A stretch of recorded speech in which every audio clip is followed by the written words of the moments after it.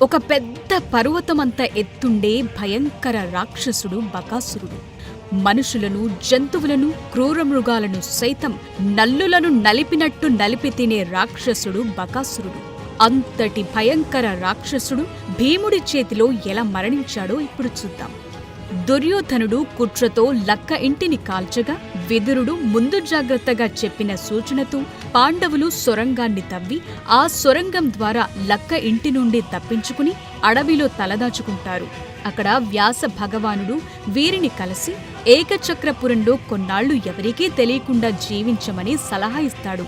అప్పుడు పాండవులు తమ తల్లి కుంతితో సహా బ్రాహ్మణ వేషాలు ధరించి ఏకచక్రపురం చేరుకుంటారు.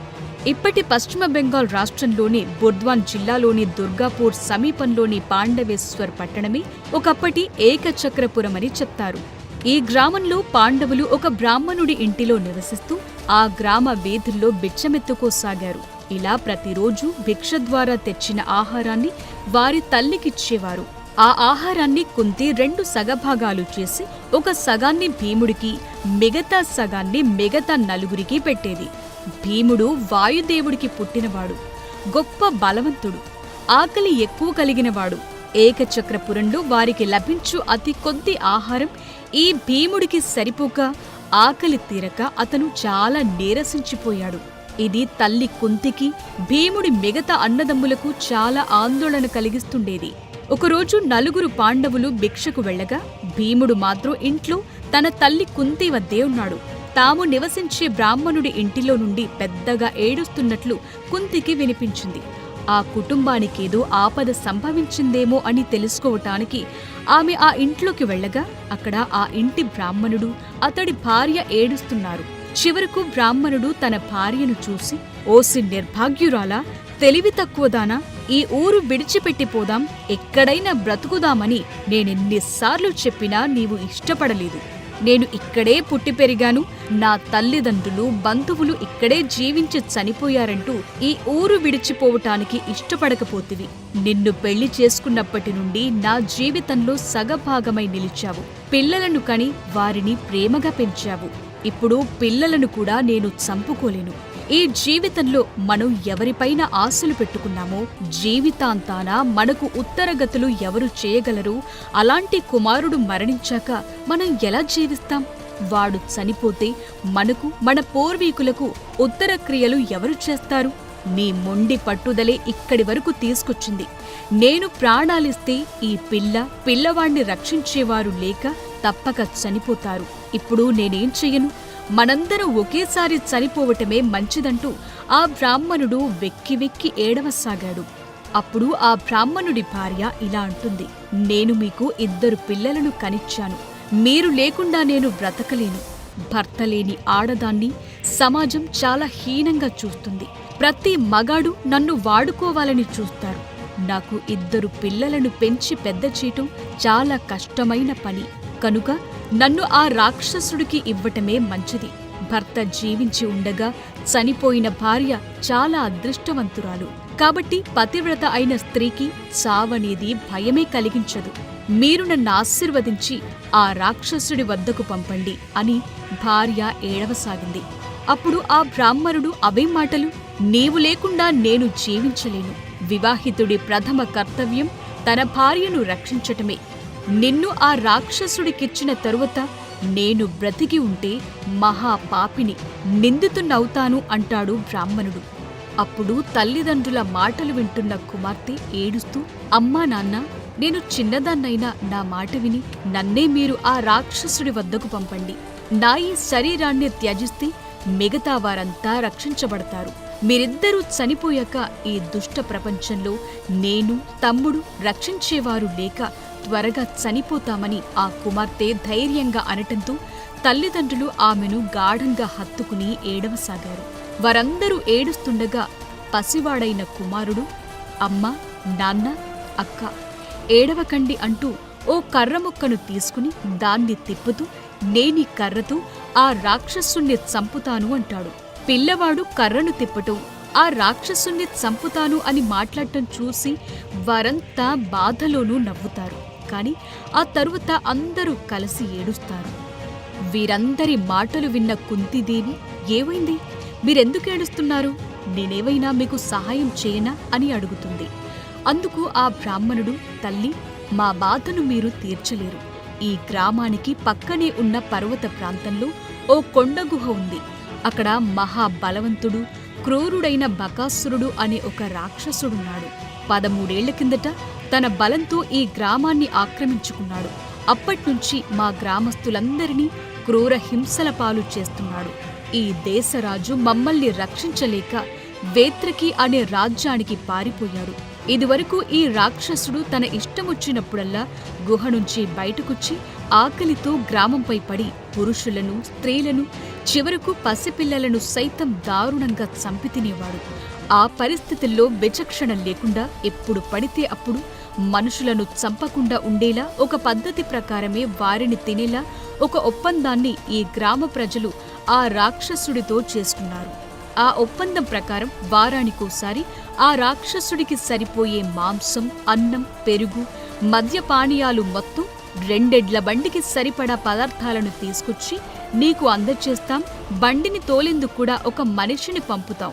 అన్నం, పదార్థాలతో పాటు 2 ఎద్దులను అలాగే తెచ్చిన ఆ మనిషిని తిని ఆ ఆకలి తీర్చుకో అని మా గ్రామ ప్రజలు మొరపెట్టుకోగా దానికి బకాసురుడు అంగీకరించాడు. ఆ రోజు నుంచి ఆ రాక్షసుడు మా గ్రామాన్ని క్రూర మృగాలు, ఇతర దొంగల బారి నుండి రక్షిస్తున్నాడు. ఈ ఒప్పందం చాలా సంవత్సరాల నుంచి అమలు జరుగుతుంది. ఎంతో మంది మా గ్రామస్తులు ఆ రాక్షసుడి వద్దకు ఆహారం తీసుకువెళ్లి చనిపోయారు. వారందరి చావులు చూసిన మేము ఆ బాధను తట్టుకోలేకపోతున్నాం. ఈ రాజ్యంలో ఆ రాక్షసుడి బారి నుంచి ప్రజలను రక్షించగలిగే వీరుడెవ్వడూ మాకు కనిపించలేదు. మా దేశపు రాజే మమ్మల్ని రక్షించలేక పారిపోయాడు. చాలా కాలం నుంచి ఇతరులు పడే బాధలను కళ్ళారా చూసి బాధపడుతున్న మాకు ఈరోజు ఆ రాక్షసుడికి ఆహారం తీసుకెళ్లే వంతు మాకొచ్చింది. మాలో ఎవరైనా ఆ రాక్షసుడికి ఆహారమైపోతే మిగతా వాళ్లం బ్రతకలేం. కనుక నా కుటుంబం మొత్తం దుర్మార్గుడైన ఆ నరమాంస భక్షకుడి వద్దకు వెళ్లి వాడికి ఆహారమైపోతాం. అంతకు మించి మేం ఏం చేయగలం అని కుంతీదేవితో అంటాడు ఆ బ్రాహ్మణుడు. అంతా విన్న కుంతి, మీరు బాధపడకండి, నాకు 5 కుమారులున్నారు. వారిలో ఒకడు బకాసురుడికి అన్నం తీసుకువెళతాడు అని చెప్పగా అందుకు బ్రాహ్మణుడు ఆశ్చర్యచకితుడై, మాకోసం మీరు మీ కొడుకుని చంపుతారా? వద్దు, అందుకు నేనొప్పుకోను అని అంటాడు. అప్పుడు కుంతి, ఓ బ్రాహ్మణోత్తమా, భయపడొద్దు. నా కుమారుడు మంత్రసిద్ధిని పొందినవాడు, మంచి ప్రజ్ఞావంతుడు, గొప్ప వీరుడు. వాడు నిశ్చయంగా ఆ రాక్షసుని చంపుతాడు. ఇలాంటి రాక్షసులను ఎంతో మందిని వాడు చంపటం నేను చూశాను. నేను చెప్పిన ఈ విషయాన్ని మీరు రహస్యంగా ఉంచండి చాలు. ఇది బయటకు తెలిస్తే నా కుమారుడి ప్రభావం నశిస్తుంది అని వారికి చెప్పి ఒప్పిస్తుంది కుంతి. ఆ తరువాత అక్కడి నుండి తన ఇంటికి వచ్చి భీముడికి జరిగిందంతా వివరిస్తుంది కుంతి.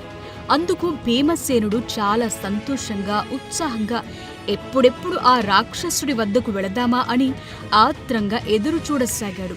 ఆ తరువాత మిగతా పాండవ సోదరులు భిక్షతో ఇంటికి తిరిగి వచ్చి భీముడు చాలా సంతోషంగా ఉండటం చూసి వెంటనే విషయమేంటని కుంతిని అడిగారు. ఆమె బకాసురుడి గురించి మొత్తం చెప్పగా అప్పుడు ధర్మరాజు, అదేంటమ్మా, అనాలోచితంగా ఎందుకు మాటిచ్చావు? భీముడి బలాన్ని నమ్మి మనందరూ ఏ చీకు, చింత, భయం లేకుండా నిద్రపోతున్నాం. వంచకులైన మన శత్రువులు హస్తగతం చేసుకున్న రాజ్యాన్ని భీముడి పరాక్రమంతో మనం తిరిగి పొందాల్సి ఉంది. భీముడి బల పరాక్రమం వల్లనే కదా మనందరం లక్క ఇంటి నుంచి సురక్షితంగా రాగలిగాం.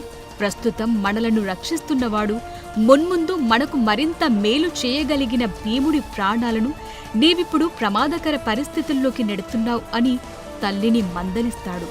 అందుకు కుంతీదేవి, కుమారులారా, ఎన్నో సంవత్సరాల నుంచి ఈ బ్రాహ్మణుడి ఇంటిలో మనం ఆనందంగా ఉంటున్నాం. ఒకరి సుగుణం ఇతరులతో పొందిన మేలుకు ప్రత్యుపకారం చేయటం వల్లనే బయటపడుతుంది. భీముడి శౌర్య పరాక్రమాల గురించి మనందరికీ తెలుసు. మనల్ని వారణావతం నుంచి ఇక్కడకు తెచ్చిందెవరో, హిడంబాసురుణ్ణి చంపింది ఎవరో గుర్తుపెట్టుకోండి. ఈ బ్రాహ్మణ కుటుంబానికి సాయం చేయటం మన విద్యుక్త ధర్మం అని చెప్పి తన కుమారులందరినీ ఒప్పిస్తుంది. ఆ తరువాత గ్రామ ప్రజలంతా మాంసం, తినే పదార్థాలు, పెరుగు, మద్యం మొదలైన అన్నింటినీ 2 ఎద్దుల బండిపై వేసుకుని బ్రాహ్మణుడి ఇంటికి తీసుకొస్తారు. ఆ బండి తోలుకు వెళ్లాల్సిన వంతు బ్రాహ్మణుడిదే కనుక వాటన్నింటినీ తీసుకువెళ్లి బకాసురుడికి అప్పగించమని చెప్పి వారందరూ తిరిగి తమ ఇళ్లకు వెళ్లిపోతారు. ఆ తరువాత భీముడు ఆ బండిని తీసుకుని రాక్షసుడి గుహకు బయలుదేరుతాడు. బండితో రాక్షసుడైన బకాసురుడి గుహ దగ్గరకు చేరుకున్న భీముడు అక్కడ అంతా ఎముకలు, రక్తపు ముద్దలు, తెగిపడిన కాళ్ళు చేతులతో సహా తల కపాలాలు కూడా ఉండటం, వాటి వాసన పసిగట్టిన గద్దలు, రాబందులు ఆ గుహపైన ఎగురుతూ ఉండటం చూస్తాడు. ఆ గుహకు దగ్గరలో బండిని ఆపి మంచి మంచి ఆహార పదార్థాలు నోరూరిస్తుంటే ఆకలి తట్టుకోలేక వాటన్నింటినీ తినటం ప్రారంభిస్తాడు. బకాసురుడితో యుద్ధం వల్ల ఈ పదార్థాలు పాడైపోతాయి కనుక ముందుగానే వీటన్నింటినీ తినటం మంచిది. పైగా రాక్షసుణ్ణి చంపాక వీటిని తినటం మంచిది కాదు అని మనసులో అనుకుని వాటిని ఆవురావురుమని తినసాగాడు. తాను ఆహారం తినే సమయం దాటిపోవటంతో ఇంకా ఆహారం ఎందుకు రాలేదా అని బకాసురుడు ఆ గుహ నుంచి బయటకొచ్చి తేరపారా చూస్తాడు. గుహ ఎదురుగా ఉన్న స్థలంలో బండిని నిలిపి అందులోని ఆహారాన్ని తింటూ భీముడు కనిపిస్తాడు. అప్పుడు బకాసురుడికి కోపం తారస్థాయికి చేరుకుంటుంది. అదే సమయంలో భీముడు కూడా ఆ రాక్షసుణ్ణి చూసి చేతనైతే తనతో యుద్ధం చెయ్యమని గట్టిగా అరుస్తాడు.